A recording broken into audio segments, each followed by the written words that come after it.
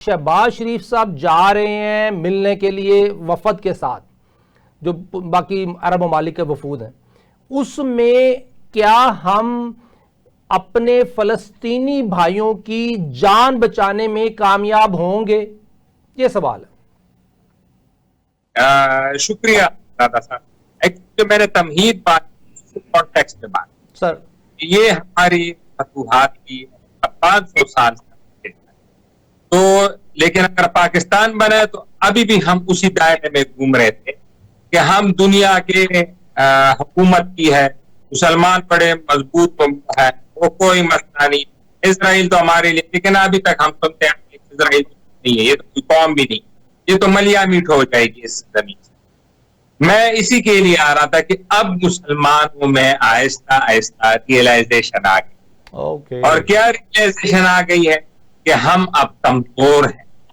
اب ہم طاقتور نہیں ہیں، ہمیں جو پڑھایا گیا، جو سمجھا گیا، وہ 500 سال پہلے گزر چکا ہے، اب ہم محکوم ہیں، تو اب ہم محکوموں کی طرح اور کمزور کی طرح بات کریں گے تو آگے بات بڑھے، اور اسی کا یہ شاخسانہ ہے جو آج یونائٹڈ نیشن میں ہو رہا ہے۔ یعنی آپ دیکھیں کہ پہلے تو یہ بات ہی نہیں ہوتی تھی کہ اسرائیل کو تسلیم کیا جائے، اسرائیل ایک حقیقت،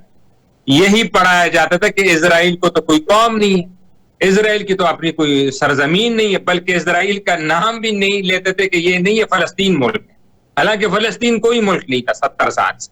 ملک اسرائیل ہی ہے، لیکن مسلمان یہ سمجھتے تھے کہ ملک بس فلسطین ہے اور اسرائیل تو کہیں مہاجر آئے ادھر بیٹھے۔ اب مجھے لگ رہا ہے مسلمان دنیا میں بالکل اس کی آ گئی ہے ریئلائزیشن، اور انہوں نے محسوس کر لیا ہے اب وہ ہم مسلمان نہیں ہے جو کسی دور میں تھے، جو فاتح اندلس تھے اور فاتح فلسطین تھے، اب ہم کمزور ہیں۔ تو اب کیا ہے جب کمزور ہیں کیا کرنا ہے؟ آپ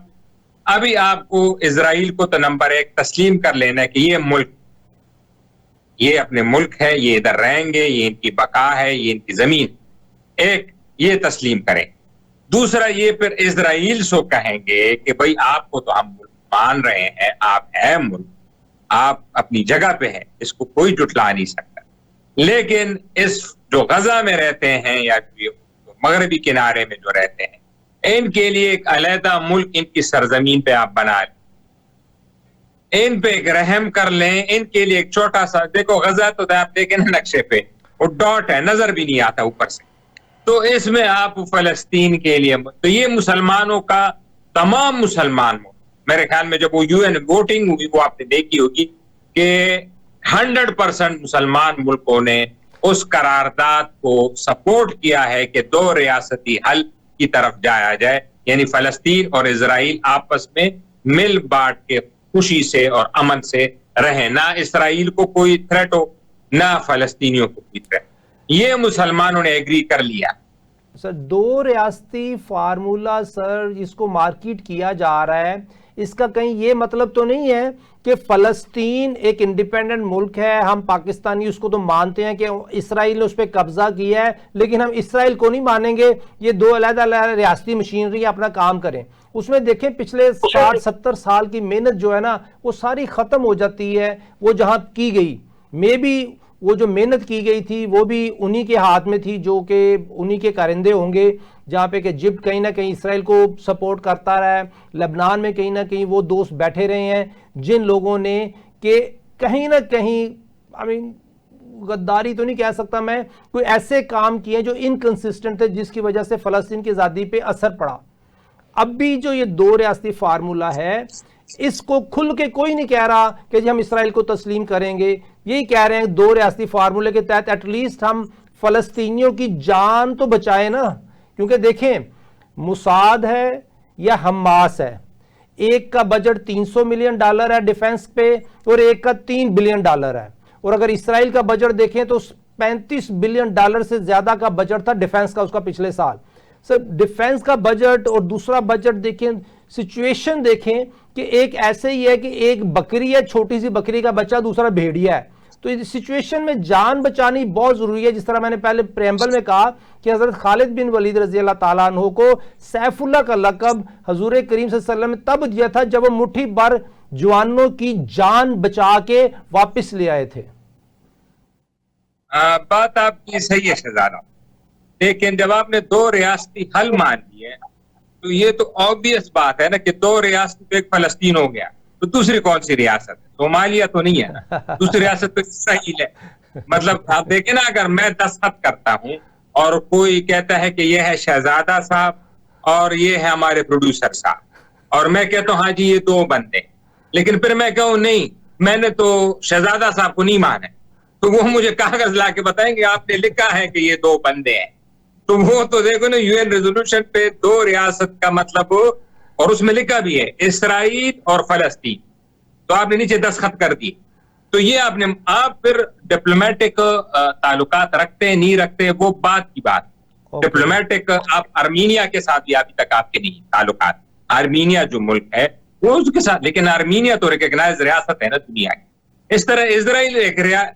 रियासत होगी रिकग्नाइज, सारी दुनिया उसको माने। आप ताल्लुकात रखते, इंडिया के साथ भी आपके वो डिप्लोमेटिक ताल्लुकात नहीं, ना पाकिस्तान के इंडिया के साथ है, तो इसका मतलब तो नहीं है कि पाकिस्तान एग्जिस्ट नहीं कर रहा है, वो ना रखे। आर्मीनिया के हमारे साथ नहीं है तो इसका तो मतलब नहीं है कि पाकिस्तान नहीं। चलें ठीक है सर, आपका पॉइंट आ गया। सर अगला पॉइंट बताएं कि ये मीटिंग में क्या डिस्कस होने जा रहा है, ट्रंप क्यों बुला रहे हैं इन लोगों को, उसके ऊपर क्या क्या क्या है कि क्या एजेंडा होगा, कि गजा को टूरिस्ट रिजॉर्ट बनाने का भी एजेंडा है या इसके अलावा भी कोई और एजेंडा है?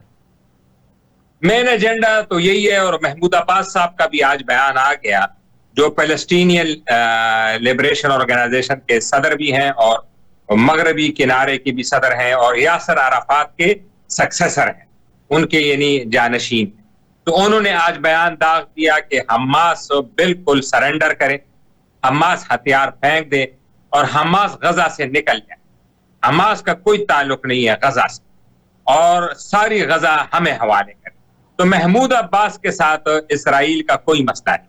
ये सारी जंग मगरबी किनारे में नहीं लड़ी जा रही, सारी जंग गजा में लड़ी जा रही है। हालांकि मगरबी किनारे भी फलस्तीनियों का सरजमीन है, यानी वहां अभी भी फलस्तीनी है, उनकी एडमिनिस्ट्रेशन है, लेकिन एक का दुक्का वो भी पुलिस के हद तक कार्रवाई, जो पुलिस है जो कि वो झड़पों के अलावा कोई वहां पे बमबारी नहीं, कुछ नहीं हुआ।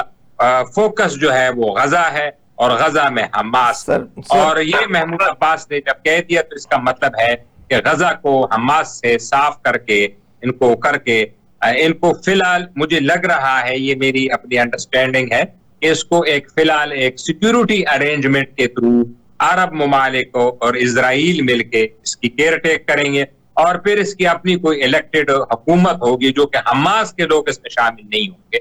वो फिर करके और फिर इसमें बिजनेसेस। और फिर जब आपने फरमाया डोनाल्ड ट्रंप साहब हो कि बड़े रियल स्टेट में स्टेक होल्डर है दुनिया भर में, उनका इंडिया में भी तो 2-3 ट्रंप टावर्स हैं, वो बहुत शौकीन है बिजनेसेस के, क्रिप्टो करेंसी में भी उनके बड़े स्टेक होल्डर हैं। तो वो फिर जो गजा है इसको जो कासाब्लांका की तरह, जो कि मोरक्को का जो शहर है जो कि समंदर के किनारे वाक़या है, इस तरह आबाद करेंगे और टूरिज्म को डेवलप करके यहाँ से रेवेन्यू आएगा। तो ये तो ट्रंप साहब के हैं। और मेरे ख्याल में टूरिज्म डेवलप होता है तो फंड्स तो सारे के सारे यूएस, इसराइल और अरब ममालिक के पास हैं, फलस्तीनियों के पास तो फंड्स ही नहीं होंगे। तो इसका मतलब यह है जो भी कुछ वहाँ प्रॉपर्टी बनेगी वो इंटरनेशनल इन्वेस्टर्स के लिए होगी, ना कि फलस्तीनियों के लिए। हाँ बिल्कुल, हाँ, लेकिन चले फलस्तीनियों को तो फायदा होगा ना, एक तो जंग खत्म हो जाएगी, दूसरा ये कि जब टूरिज्म आएगा तो इकोनॉमी ग्रो करेगी,